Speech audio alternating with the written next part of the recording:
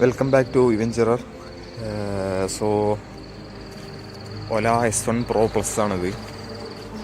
ഇതിൻ്റെ ഒരു detailed review almost 800 kilometres കഴിഞ്ഞിട്ടുണ്ട്.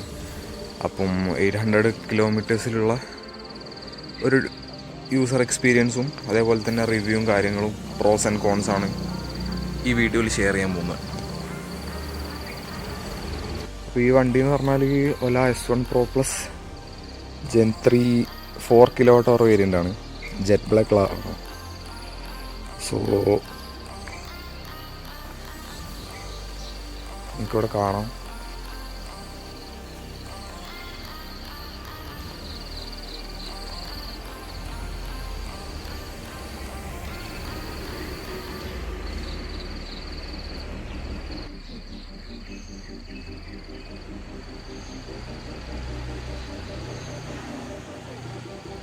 അപ്പോൾ ഞാൻ വണ്ടി ഓർഡർ ചെയ്തത് June 19-നാണ്. ഫുൾ എമൗണ്ട് കൊടുത്ത് ബുക്ക് ചെയ്തതാണ്. പക്ഷെ എനിക്ക് ഡെലിവറി ആയത് July 28-നാണ്. ഓൾമോസ്റ്റ് 1.5 months എടുത്തിട്ടാണ് ഡെലിവറി കിട്ടിയത്. ഒല S1 Pro Plus അവിടെ സ്റ്റോക്കില്ല. അപ്പോൾ അത് മാനുഫാക്ചർ ചെയ്തിട്ടാണ് ഡെലിവറി ചെയ്തതെന്നാണ് അവർ പറഞ്ഞത്. വൈറ്റ് കളറും സിൽവർ കളറും ആണെങ്കിൽ പെട്ടെന്ന് തന്നെ തരാമെന്ന് പറഞ്ഞിരുന്നു. പക്ഷേ ജെറ്റ് ബ്ലാക്ക് കളറിൻ്റെ ഒരു ലുക്ക് വേറെ തന്നെയാണല്ലോ. പേഴ്സണൽ പ്രിഫറൻസ് ആണ്. എന്നാലും വണ്ടി നല്ല ഭംഗിയുണ്ട്. അപ്പോൾ ജെറ്റ് ബ്ലാക്കിന് തന്നെ വേണ്ടി വെയിറ്റ് ചെയ്ത് വിചാരിച്ചു. അവർ 15 ദിവസമായിരുന്നു പറഞ്ഞത്. പക്ഷേ കിട്ടുമ്പോൾ 1.5 months ആയി. ഞാൻ കുറേ മെയിലും കാര്യങ്ങളൊക്കെ ഓലൊക്കെ അയച്ചിട്ടുണ്ട്. പിന്നെ എല്ലാവർക്കും അറിയാലോ, after sale service of Ola is the waste. So ഇതാണ് വണ്ടി വരുന്നത്. ഇപ്പോൾ കറൻ്റ്ലി നിലവിൽ 800+ കിലോമീറ്റേഴ്സ് ഓടിയിട്ടുണ്ട്. ഇപ്പോൾ ഓൾമോസ്റ്റ് 1.5 weeks ആവുന്നുണ്ട്. നിങ്ങൾക്കിവിടെ കാണാം. ഡ്യുവൽ ടോൺ സീറ്റ്സ് ആണ് വരുന്നത്. കുഷനിങ്ങിൻ്റെ കാര്യങ്ങളൊക്കെ ഞാൻ ജെൻറ്റ് വെച്ച് ഓടിച്ച് നോക്കുമ്പോഴും അതന്നെ സെയിം ക്വാളിറ്റിയും കാര്യങ്ങളൊക്കെയാണ്. ഡ്യുവൽ ടോൺ വന്നിട്ടുണ്ട്. മേജറായിട്ടൊരു ഇമ്പ്രൂവ്മെൻറ്റ് വന്നത് ഗ്രാബ് ഹാൻഡിലാണ്. ഇപ്പോൾ ഇത് വെച്ചിട്ട് നമുക്ക് വണ്ടി ലിഫ്റ്റ് ചെയ്യാനുള്ള അത്രയും സ്ട്രെങ്ത് ഉണ്ട് അതിന്. പിന്നെ നെക്സ്റ്റ് തിങ് നമ്പർ പ്ലേറ്റ് കിട്ടാനാണ് ഓൾമോസ്റ്റ് 1 week ഡിലേ അത് വന്നത്. ഇതൊക്കെ ഒരു 2 ദിവസത്തിനുള്ളിൽ ശരിയാക്കി തരാമെന്നായിരുന്നു പറഞ്ഞത്. പക്ഷേ രജിസ്ട്രേഷൻ കഴിഞ്ഞിട്ടും ഓൾമോസ്റ്റ് 1 week കഴിഞ്ഞിട്ടാണ് നമ്പർ പ്ലേറ്റ് ഡെലിവറി ആവുന്നത്. ഇതാണ് വണ്ടീൻ്റെ ഓവറോൾ ലുക്സ് വരുന്നത്. പിന്നെ നിങ്ങൾക്കിവിടെ കാണുന്ന പോലെ തന്നെ ഡിസ്പ്ലേ ആണ്, ടച്ച് സ്ക്രീനാണ് വരുന്നത്. നമ്മളിവിടെ 811 കിലോമീറ്റേഴ്സാണ് ഓടിക്കഴിഞ്ഞിട്ടുള്ളത്. അപ്പോൾ വണ്ടി ഇതാണ്. as soon as possible കിട്ടുകയാണെങ്കിൽ നല്ലൊരു ഇതായിരിക്കും. കാരണം നമ്മൾ അത്രയും ക്യാഷ് കൊടുത്ത് എടുക്കുമ്പോൾ നമുക്ക് പിന്നെ ഡിലേ വരുമ്പോൾ വലിയൊരു ബുദ്ധിമുട്ടാണ്. പിന്നെ ഇതുവരെയുള്ള യൂസിൽ എനിക്ക് മേജർ ഇഷ്യൂസ് ഒന്നും വന്നിട്ടില്ല. ചെറിയ സോഫ്റ്റ്വെയർ ബഗ്സും കാര്യങ്ങളൊക്കെ ഉണ്ട്. അത് എല്ലാവർക്കും ഒല യൂസ് ചെയ്യുന്ന എല്ലാവർക്കും അറിയുന്നൊരു കാര്യമാണ്. പക്ഷേ റീബൂട്ട് ചെയ്യുമ്പോൾ സോൾവ് ആവാത്ത രീതിയിലുള്ള പ്രശ്നങ്ങളൊന്നും ഇതുവരെ എനിക്ക് വന്നിട്ടില്ല. പിന്നെ ബൂട്ട് ഓപ്പൺ ആവാത്ത പ്രശ്നം കാര്യങ്ങളൊക്കെ കുറേ ആൾക്കാർ പറയുന്നുണ്ട്. പക്ഷെ അതൊന്നും എനിക്കിതുവരെ വന്നിട്ടില്ല. വണ്ടീൻ്റെ ഓവറോൾ ലുക്സ് ഇതാണ്. ഫ്രണ്ടിൽ ABS ആണ് വരുന്നത്. ഇവിടെ കാണാം. ഫ്രണ്ടിൽ ABS ചാനൽ കാണാം. ABS ആണ് വരുന്നത്. റിയറിൽ ABS വരുന്നതാണ് കമ്പനി പറഞ്ഞത്. പക്ഷേ ഇതുവരെ ABS വന്നിട്ടില്ല.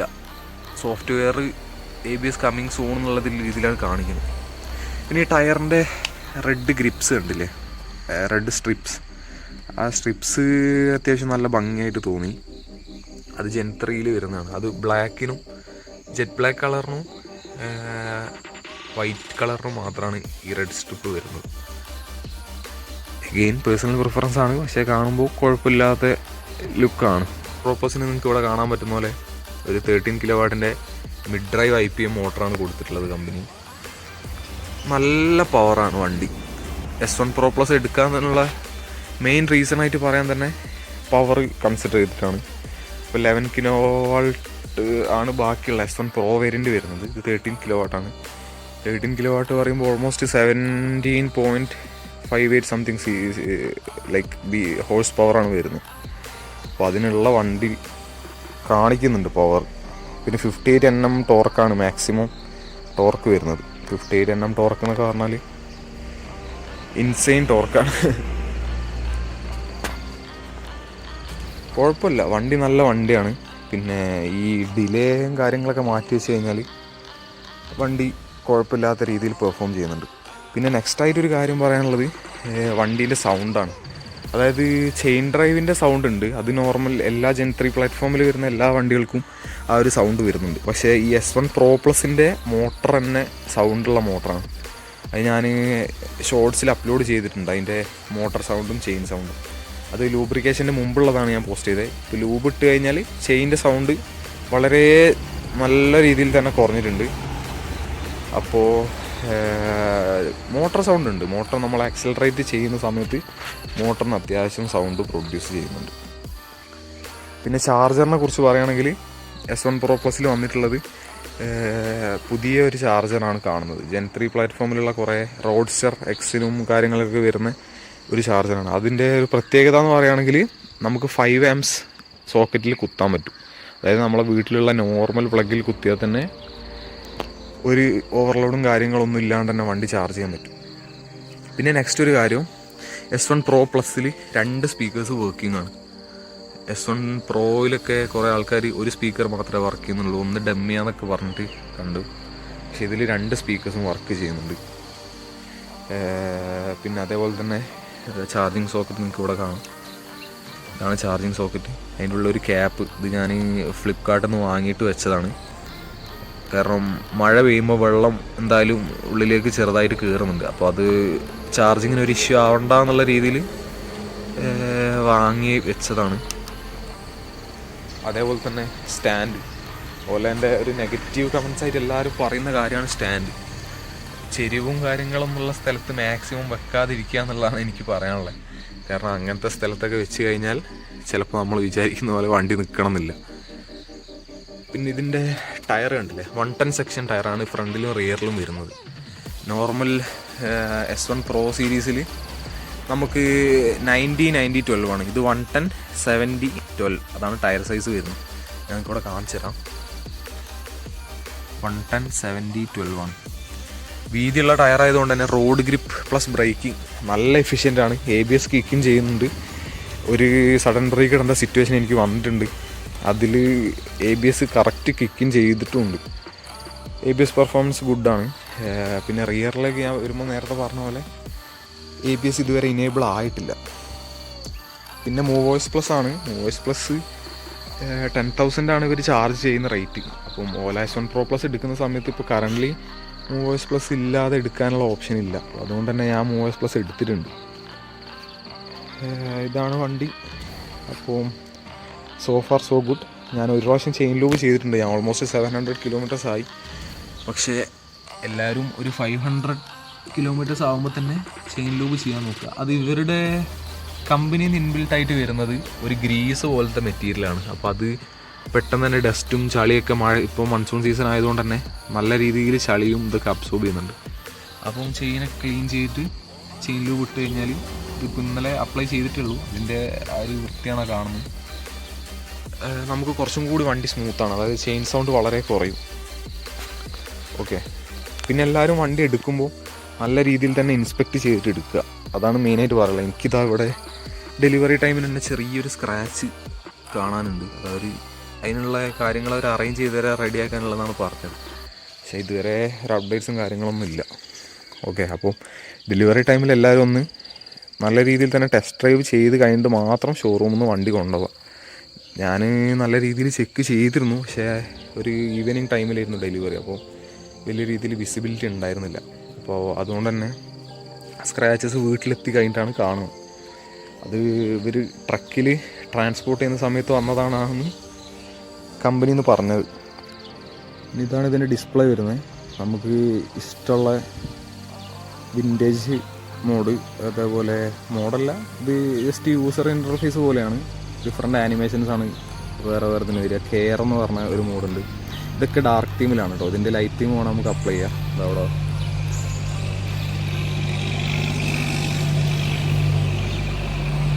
സെറ്റിങ്സിലാണോ അറിയില്ല. അപ്പോൾ അതിൻ്റെ ഡാർക്ക് തീം വേണം നമുക്ക്, അങ്ങനെ ലൈറ്റ് തീം വേണമെങ്കിൽ അങ്ങനെ അത് ഇഷ്ടമുള്ള സെലക്ട് ചെയ്യാം. ഞാൻ നോർമലി യൂസ് ചെയ്യുന്ന എക്ലിപ്സ് ആണ്. ഇത് നല്ലൊരു ഭംഗിയുണ്ട്. റീജനറേഷനൊക്കെ വരുമ്പോൾ അവിടെ ഗ്രീൻ ലൈറ്റൊക്കെ വിസിബിളായി കാണാം. നല്ല ഭംഗിയുണ്ട്. ഇതാണ് കാണാൻ പറ്റുന്നത്. പിന്നെ സെറ്റിങ്സിലേക്ക് വരുമ്പോൾ തന്നെ ഉണ്ടല്ലേ. ഇവിടെ നമുക്ക് ഹസാർഡ് ലൈറ്റിൻ്റെ സ്വിച്ച് ഉണ്ട്, സെറ്റിങ്സ്, ഡാർക്ക് മോഡ് ഇനേബിൾ ചെയ്യുക, ഡിസേബിൾ ചെയ്യുക. പിന്നെ ടച്ച് റെസ്പോൺസ് ശ്രദ്ധിച്ചില്ലേ, ഒരു ചെറിയ ഫ്രാക്ഷൻ ഓഫ് സെക്കൻഡ് ആണെങ്കിലും ഒരു ചെറിയ ഡിലേ ഉണ്ട്. നമുക്കത് യൂസ് ടു ആയി കഴിഞ്ഞാൽ വലിയ പ്രശ്നമില്ല. പക്ഷേ നമ്മൾ സ്മാർട്ട് ഫോണിൻ്റെ ടച്ച് സ്ക്രീൻ ഉപയോഗിച്ച് കഴിഞ്ഞിട്ട് വണ്ടിയിലേക്ക് വരുമ്പോൾ ആ ചെറിയ രീതിയിൽ അത് അറിയാനുണ്ട്. ഓക്കെ, സോ നമ്മളെല്ലാം പറയണമല്ലോ, അതുകൊണ്ട് പറഞ്ഞതാണ്. പിന്നെ നമുക്കിവിടെ ഡെയിലി ഞാനിപ്പോൾ രാവിലെയാണ് ഷൂട്ട് ചെയ്യുന്നത്, അപ്പം ഇതുവരെ കറൻ്റ് റൺ ചെയ്തിട്ടില്ല വണ്ടി. ഓരോ മോഡിൽ എത്ര നമ്മൾ പോയിട്ടുണ്ട്, എത്ര യൂസ് ചെയ്തിട്ടുണ്ടെന്ന് കാണാൻ പറ്റും. ഇവിടെ മൈ മോഡ് എന്ന് പറഞ്ഞൊരു ഓപ്ഷൻ ഉണ്ട്, MOS 5 തന്നാണ്. അത് നമുക്ക് കസ്റ്റമൈസ് ചെയ്ത് കഴിഞ്ഞിട്ട് അതിൽ നമുക്കിഷ്ടമുള്ള പോലെ പവറും കാര്യങ്ങളൊക്കെ സെറ്റ് ചെയ്യാനുള്ള ഓപ്ഷൻസ് ഉണ്ട്. പിന്നെ വെഹിക്കിൾ സ്റ്റാറ്റ്സിൽ എത്ര കിലോമീറ്റർ ഓടും. ഇത് ഞാൻ റീജിയൻ ഹൈയിൽ ഇട്ടിട്ടില്ല, ഡിഫോൾട്ടിലാണ് കിടക്കുന്നത്. അപ്പോൾ ഹൈയിലിട്ട് കഴിഞ്ഞാൽ 232 സംതിങ് ആണ് റേഞ്ച് കാണിച്ചിരുന്നത്. പക്ഷെ അതൊന്നും കിട്ടില്ല റിയൽ റേഞ്ചിലിപ്പോൾ. റിയൽ റേഞ്ചായിട്ട് എനിക്ക് കിട്ടുന്ന നമ്മളൊരു 40-45 ആ സ്പീഡിൽ പോവുകയാണെങ്കിൽ ഒരു 150-155 കിലോമീറ്റേഴ്സാണ് കാണിക്കുന്നത്. പിന്നെ ഈക്കോ മോഡിൽ പോവുകയാണെങ്കിലും സെയിം. നമ്മൾ ഈ സ്പീഡിനനുസരിച്ചാണ് വണ്ടി ചാർജ് വലിക്കുന്നത്. എൻ്റെ ഒരു യൂസർ എക്സ്പീരിയൻസിലും ഞാൻ സംസാരിച്ച ആളുകളുടെ ഇതിൽ അവർ പറയുന്നത് പറഞ്ഞാൽ നമ്മളുടെ യൂസ്, അതായത് നമ്മൾ സ്പീഡ് കൂട്ടുക കുറയ്ക്കുക ആ രീതിയിലാണ് ഇതിൻ്റെ ചാർജും കാര്യങ്ങളൊക്കെ കൺസ്യൂം ചെയ്യുന്നത്. പിന്നെ ഇവിടെ ബട്ടൺസ് കാണാം. ഈ ബട്ടൺസ് അഗെയിൻ ഇതിലേക്ക് ഒന്ന് യൂസ് ടു ആവാൻ കുറച്ച് ടൈം എടുക്കും. ഓക്കെ, സോ ഇത് മോഡ് സ്വിച്ച് ചെയ്യാനുള്ള ബട്ടണാണ്. നമുക്ക് ഹൈപ്പർ മോഡ്, നോർമൽ മോഡ്, അതേപോലെ തന്നെ സ്പോർട്ട് മോഡിലേക്ക് സ്വിച്ച് ചെയ്യാനുള്ളതാണ്. ഇത് ലോങ് പ്രസ് ചെയ്ത് കഴിഞ്ഞാൽ ഈക്കോ മോഡിലേക്ക് വരും. ഇത് നോർമൽ പവർ ബട്ടണാണ്, പവർ ഓൺ ആക്കാനും. വണ്ടി ഇത് ലോങ് പ്രസ് 3 സെക്കൻഡ് ചെയ്താൽ വണ്ടി ലോക്കാവും ചെയ്യും. ഇത് മ്യൂസിക് കൺട്രോൾസ് ആണ് വരുന്നത്. പ്ലേ ആൻഡ് പോസ് ബട്ടൺ ഉണ്ട്. ഇവിടെയാണ് ഇത് റിവേഴ്സ് ബട്ടൺ. ബ്രേക്ക് പിടിക്കാതെ വണ്ടി 0 km/h സ്പീഡിലാണെങ്കിൽ ഇത് നെക്കിയ റിവേഴ്സ് മോഡിലേക്ക് പോകും. ഇത് ഹൈ ബീം, ലോ ബീമാണ്. ഇത് പ്രസ് ആൻഡ് ഹോൾഡ് ചെയ്താൽ DRL ഓപ്പൺ ആവും. ഇത് ഇൻഡിക്കേറ്റർ ബട്ടൺസ് ആണ്. എഗെയിൻ ഇവിടെ കണ്ടില്ലേ 2 ബട്ടൺസ് വരുമ്പോൾ നോർമലി നമ്മൾ സ്ലൈഡറാണ് യൂസ് ചെയ്യുന്നത് നോർമൽ ബൈക്സിലൊക്കെ. പക്ഷേ ഇതിലേക്ക് വരുമ്പോൾ രണ്ടും വേറെ വേറെ സെപ്പറേറ്റ് ബട്ടൺസാണ്. അപ്പോൾ അത് യൂസ് ടു ആവാനും ഇതേപോലെ കുറച്ച് ടൈം എടുക്കും. ഇവിടെ നോർമൽ നമ്മളെ ഹോണാണ് വരുന്നത്. പിന്നെ മിറേഴ്സിലേക്ക് വരുന്ന സമയത്ത് മിറേഴ്സ് ഓക്കെ എന്ന് പറയാം. വിസിബിലിറ്റി ശരിക്കും പറയുകയാണെങ്കിൽ കുറവാണ്. നമുക്ക് സറൗണ്ടിങ്സിൻ്റെ വിസിബിലിറ്റി നല്ല രീതിയിൽ കിട്ടൂല, അതായത് ഫുള്ളായിട്ട് കവറേജ് ഇല്ല. പിന്നെ നെക്സ്റ്റ് കണ്ടോ, ഇവിടെ ഒരു ഹുക്ക് കൊടുത്തിട്ടുണ്ട്. അതിൽ നമുക്ക് അത്യാവശ്യം കുഴപ്പമില്ലാത്ത വെയിറ്റൊക്കെ ഹോൾഡ് ചെയ്യാൻ വേണ്ടി പറ്റും. പിന്നെ ഇത് ഓലേൻ്റെ മാറ്റ്, ഇത് ഓൺലൈനിൽ വാങ്ങിയതാണ്. കറക്റ്റ് ഫിറ്റാണ്, കുഴപ്പമൊന്നുമില്ല.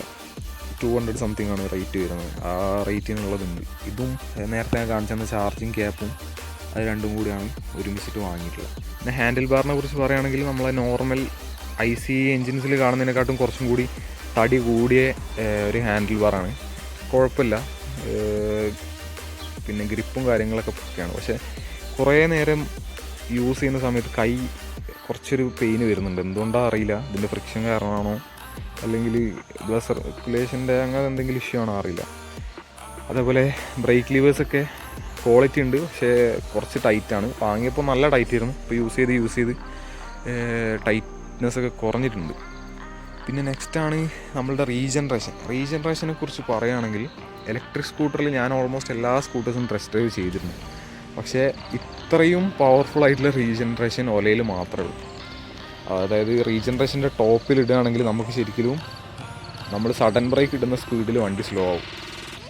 അത്രയ്ക്കും നല്ല റീജനറേഷനാണ്. പിന്നെ റീജനറേഷൻ ഓണാക്കിയിടുക ഓഫാക്കിയിടുക അതൊക്കെ നമ്മളെ പേഴ്സണൽ പ്രിഫറൻസ് പോലെയാണ്.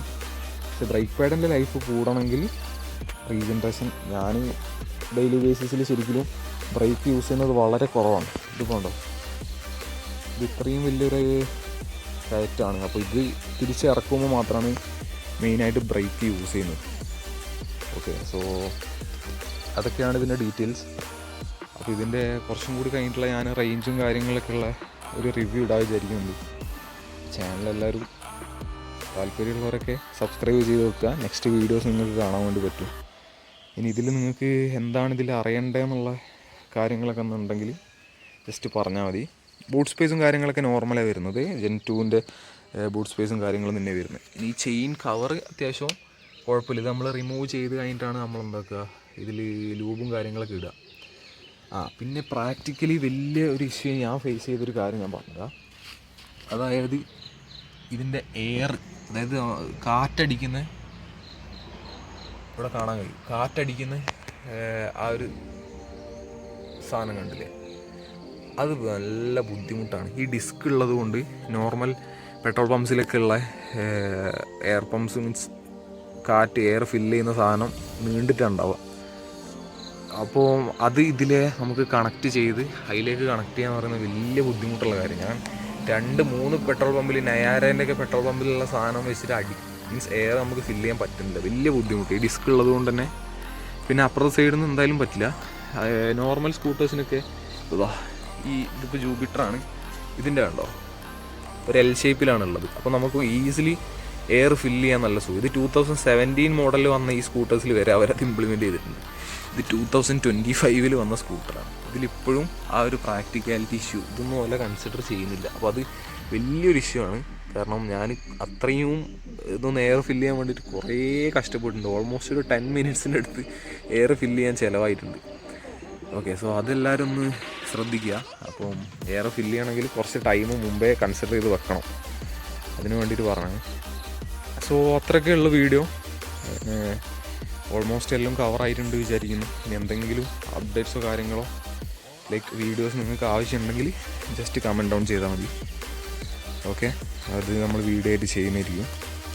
ഇത് ഫസ്റ്റ് ഡെലിവറി വീഡിയോ ചെയ്യേണ്ട വിചാരിച്ചിട്ടാണ്. കാരണം ഓൾമോസ്റ്റ് എല്ലാവരും കണ്ടിട്ടുണ്ടാവുമല്ലോ വണ്ടി. ലുക്സും കാര്യങ്ങളൊക്കെ പ്രോ പോലെ തന്നെയാണ്. പക്ഷേ S1 Pro Plus എന്ന് പറഞ്ഞാൽ പവർ കംപ്ലീറ്റ് മാറി. പിന്നെ ABS ഡ്യുവൽ ചാനൽ ABS ആണ് പറയുന്നത്. ഇപ്പോൾ സിംഗിൾ ചാനൽ ആക്റ്റീവ് ആണ്. പിന്നെ മോട്ടറിന് സൗണ്ട് ഉണ്ട്. ഓക്കെ, സോ ഇത്രയും കാര്യങ്ങളാണ് വരുന്നത്. ടയറ് എനിക്ക് പേഴ്സണലി കുറച്ച് വീതിയുള്ള ടയറാണ് ഭംഗിയായിട്ട് തോന്നുന്നത്. കാരണം S1 Proൻ്റെ ടയറൊക്കെ വളരെ തിന്നായിട്ട് തോന്നും. ഇതിനനുസരിച്ച് ഫ്രിക്ഷൻ കൂടും, അതിനനുസരിച്ച് ചെറിയ റേഞ്ചിൽ ഡിഫറൻസും വരും. അത് നോർമലാണ്. പക്ഷേ പവറും റോഡ് ഗ്രിപ്പും എല്ലാം വേണമെങ്കിൽ കുറച്ചും കൂടി വലിയ ടയർ ഓപ്റ്റ് ചെയ്യുക. അതിനനുസരിച്ച് റേറ്റും മാറും. പിന്നെ ഇപ്പോൾ ഓൺ റോഡ് 1.9 lakhs ആണ് എനിക്ക് എക്സാക്ട്ലി വന്നത്. 1,90,060 rupees വന്നിട്ടുള്ളത്. അത് including voice and 8 years of extended വാറൻ്റിയാണ് ബാറ്ററിക്ക്. അത് ഇൻക്ലൂഡ് ചെയ്തിട്ട് മാത്രമേ ഇത് എടുക്കാൻ പറ്റൂ. അങ്ങനെ എടുത്തതാണ്. സോ ഇത്രയൊക്കെ ഉള്ളൂ. ഓക്കെ, നെക്സ്റ്റ് വീഡിയോയിൽ കാണാം. Stay tuned. Thank you.